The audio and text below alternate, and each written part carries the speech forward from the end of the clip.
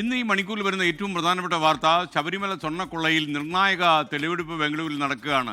Bengaluru ശ്രീറാംപുര Ayyappa ക്ഷേത്രത്തിനടുത്തുള്ള Unnikrishnan പോറ്റിയുടെ അപ്പാർട്ട്മെൻറ്റിലാണ് SIT ഇപ്പോൾ പരിശോധന നടത്തുന്നത്. അതിൻ്റെ ദൃശ്യമാണ് പ്രേക്ഷകർ കാണുന്നത്.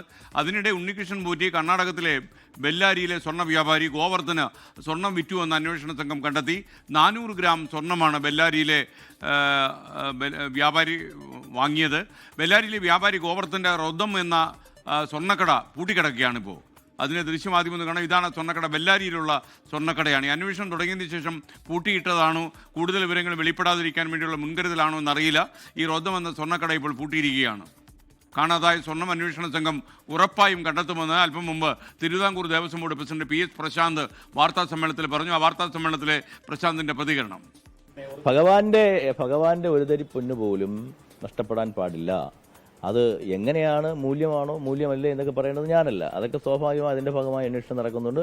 ഞങ്ങളുടെ സ്റ്റാൻഡിംഗ് കൗൺസിൽ വഴി കോടതിയോട് ആവശ്യപ്പെട്ടത് മുഖാന്തരമാണ് ഈ കോടതിയുടെ നിരീക്ഷണത്തിൽ ഇങ്ങനെ ഒരു മികച്ച രീതിയിലുള്ള അന്വേഷണം നടത്തി മുന്നോട്ട് പോകുന്നത്. ആ മികച്ച രീതിയിൽ അന്വേഷണം നടത്തി മുന്നോട്ട് പോകുന്നത് കൊണ്ടാണ് ഈ പറയുന്ന ഉണ്ണികൃഷ്ണൻ പോറ്റി അറസ്റ്റ് ചെയ്യുന്നതും മുരാരി അറസ്റ്റ് ചെയ്യുന്നതും മറ്റേ ഇന്നിപ്പോൾ എന്തൊക്കെയോ പുറത്ത് വന്നിട്ടുണ്ട്, ഇന്നലെ ഇന്നൊക്കെ ആയിട്ട്. അങ്ങനെ കൃത്യമായി പോവുകയല്ലേ.